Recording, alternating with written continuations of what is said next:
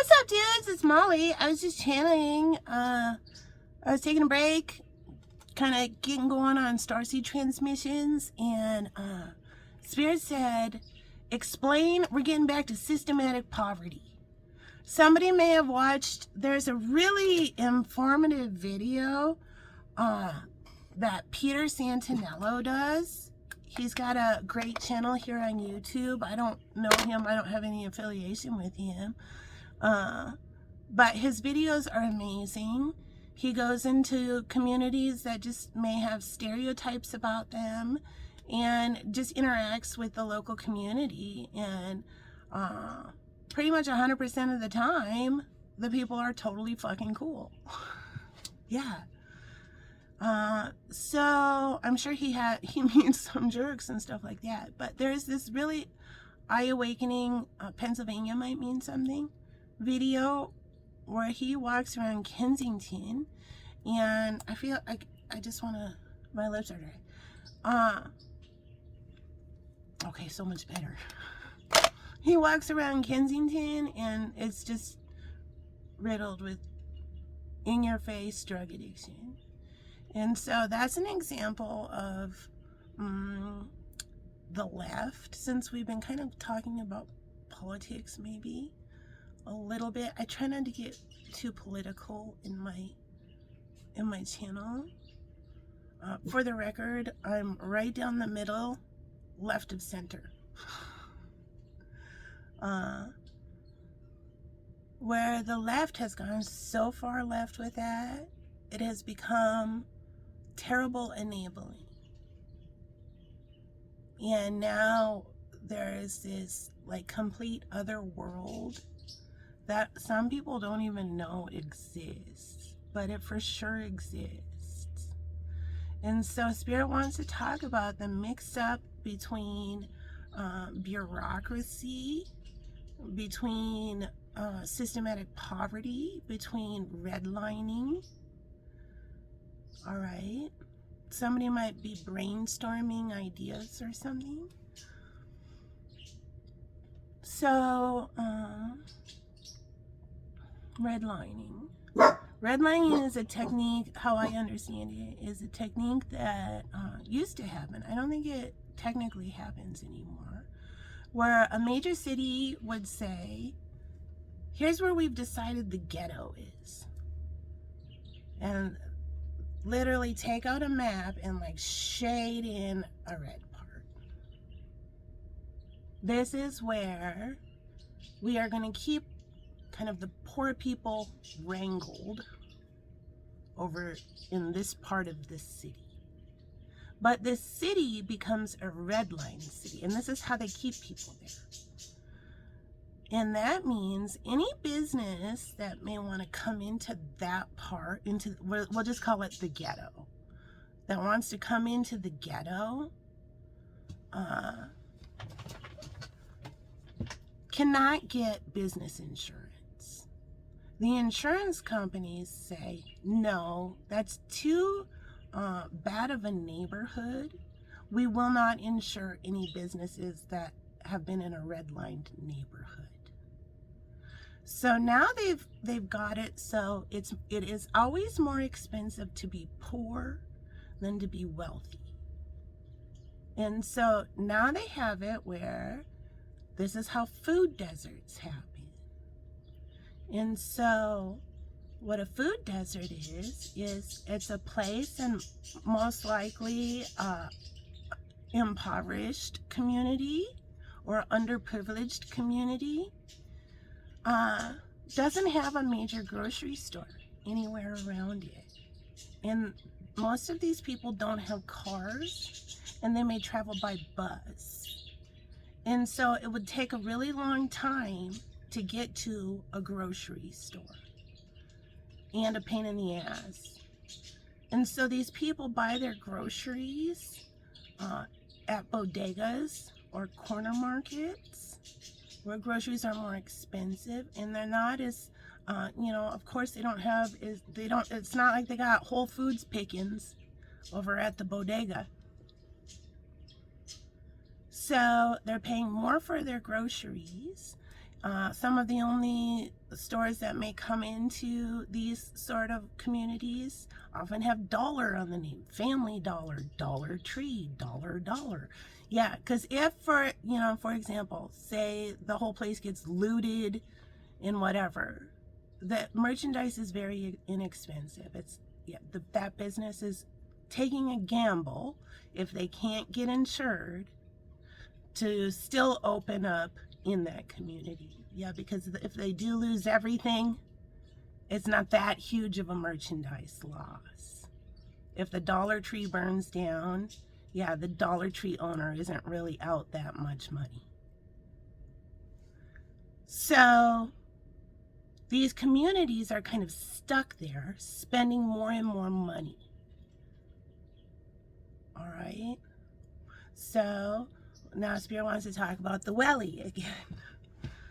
So, like a welly, a rain galosh, a rubber boot might mean something. So, say a person now who lives in the ghetto he got a job. He's gonna go to work, and he needs a pair of wellies. That's those rubber boots, black rubber boots are here. So he goes over to Family Dollar and he buys a pair for $10. His coworker, who has more money, is coming with his quality wellies that he got over at Eddie Bauer or whatever. Okay, the name Eddie or Bauer might mean something. And he paid $50 for his wellies. At the end of the season, the dude in the ghetto, his wellies have fallen apart. They're cheap and inexpensive. The more wealthier dude with the higher quality pair, his wellies are just fine. They're like brand new. So then the next season comes. So after 5 seasons, the dude who every year buys his wellies at Family Dollar or wherever, he has nothing to show for it 5 years later, but he has spent $50. The other dude still has a quality pair of wellies that is probably going to last him the rest of his life. Now that's just one example.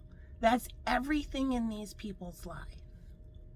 When it comes to food, clothing, options, everything like that. So it's more expensive to be poor. And then you have less of an opportunity when you're living paycheck to paycheck to break out of the fucking ghetto. And so that's what redlining used to be when it comes to business insurance and all that kind of stuff. I feel like now they don't do it anymore. It might even be illegal, but it's still similar things like that still going on. All right. I'm trying to see what else Spirit wants to talk about. I think that's it for now. Let's see. Okay, so bureaucracy. I can't really even say it right now. So I think Spirit wants us all to watch Peter Santinella's Soul School, free Soul School. Yep. I'll put a link to another YouTuber. His name is Peter Santinello, and he's walking around Kensington, Pennsylvania. And understand that this is happening in the United States of America. Now, there's a bunch of people. Now, I'm not saying every business, every nonprofit, every kind of thing like that, every for-profit is doing this. My dog is like digging in the carpet.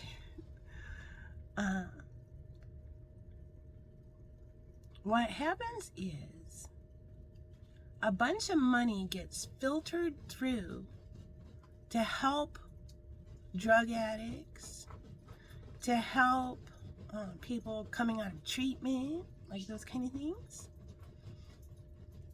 And sometimes it's more advantageous that there continues to be drug addicts for this bureaucracy to exist. Yeah, because if they get rid of all the addiction, they don't got a job no more. And so you see where in that, for example, in his video where he's walking to where they're like helping, I don't know what it is, they're helping some sort of people are getting to stay in some place that is being paid for by our taxes. And it's all tight-lipped. No, we don't talk about it. No, you can't even, no, you can't. One of the addicts is saying, no filming on the street. But no, we're paying for this. And this isn't private. The citizens should know where this money is going to.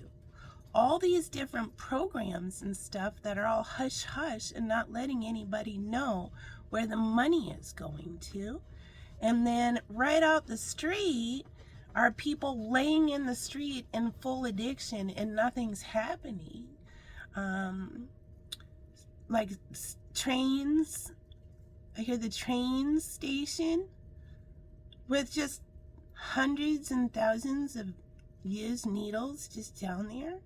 This is in the United States of America at this very moment happening. So sometimes, and then the man that he's walking with is a true form of a Christian person. This is the highest vibration of a Christian person. And you get people in low vibration who use Christianity to flex their own ego. And then you have high vibrational people who use their religion and their love for their God to help other people. And the dude that he's with, I think he has some place called The Rock, is clearly a high vibrational version. You'll see an addict mom who has to go suck some D before she can get a free pack of cigarettes. Yeah, they just stumble upon her. She got her little girl with some drug addict just waiting outside. You watch this dude jump into action. No, nobody says what she was doing, but everybody knew what she was doing. He says, I got these programs at my place. Yeah, you need to get your daughter in there. Come drop her off in the morning, pick her up later at night. He knows that kid needs some help. You see these big daddies jump into attention and looking at a problem that absolutely exists and this machine keeps getting fed. So that's an example of the negative aspect of kind of, I don't know if you would call it like woke leftism. I don't know what you would call it. It's a very extreme left thing.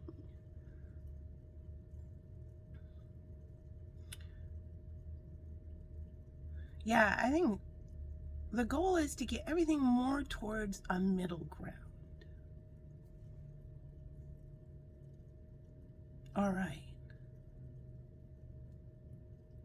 So we have to remember that a lot of people, and I'm not talking about the man from the rock, because he is doing, and I'm not saying other people aren't doing good work, but a lot of people have well-paying careers when there's a whole bunch of drug addicts around them. And how far this enabling has gone is out of control, is literally out of control. There's people literally in, like, just laying on the streets, and nothing, it will blow your mind. And that's, yeah, and he says, and the host of that show, Peter, he says, I've been all around the world. I've been in some pretty ghetto-y places, but this is by far the worst. Astonishing. And nobody knows, like, where is this money going to? People are asking, no, we don't talk about that. You have to leave the premises. Yeah, so everything has gotten pretty vile. All right. So we're just becoming informed. And when does, I just heard a free path to a friendship. When does enabling become hard? Like, when do you have to take care of the community? Where is the line? These are thought exercises that we're doing. Like, Spirit wants us all to watch the evidence with our own two eyes and say, is this acceptable as American citizens to allow happening in our country? Why is this happening? How many people, how many, like, avenues of money filtering down, of gathering all these people into these redlined type areas? Like, how many people in the higher up bureaucracy of it all are getting paid? All right. There you go, dudes. There's the message. Soul School extra credit. Mandatory viewing.